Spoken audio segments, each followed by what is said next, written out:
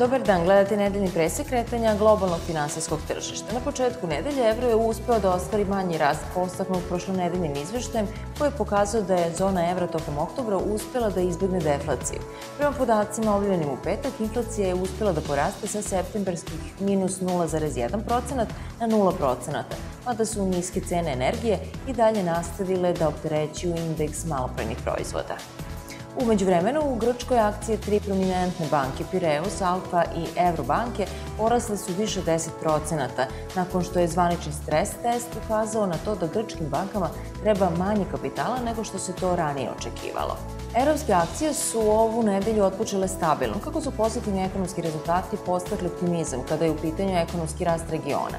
DAX 30 je od početka nedelje porastao 1,3%. Predsjednik Evropske centralne banke Mario Draghi ove nedelje održat će 3 govora.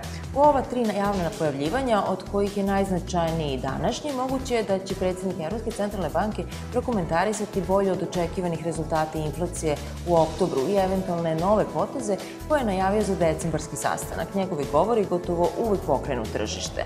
Nakon poslednjeg sastanka Evropske centralne banke, Mario Draghi je izjavio da je moguće da program monetarnog popuštanja bude dodatno proširen, što je se negativno odrazilo na euro. Dolar je juče uspeo da poraste u odnosu na većinu svojih kontravaluta, oporavljajući se nakon nedavnog niza razočaravajućih ekonomskih rezultata u SAD-u, koji su stavili pod pitanje povećanje kamatnih stopa koje se očekuje na decembarskom sastanku federalnih rezervi.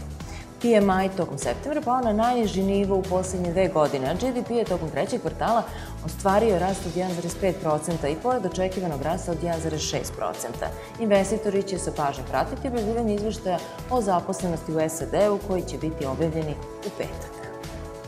I pored manjeg oporavka cena, sirove nafte je ostala ispod $50 po barelu. Dalje, oporavak cena ograničen je rastom proizvodnje u Rusiji, čiji je nivo dostigao maksimalnu vrednost u postsovjetskom periodu, ali i očekivanjem da će se tražnja u Kini, koja je nakon SAD-a najveći potrošač nafte u svetu, i dalje smanjivati.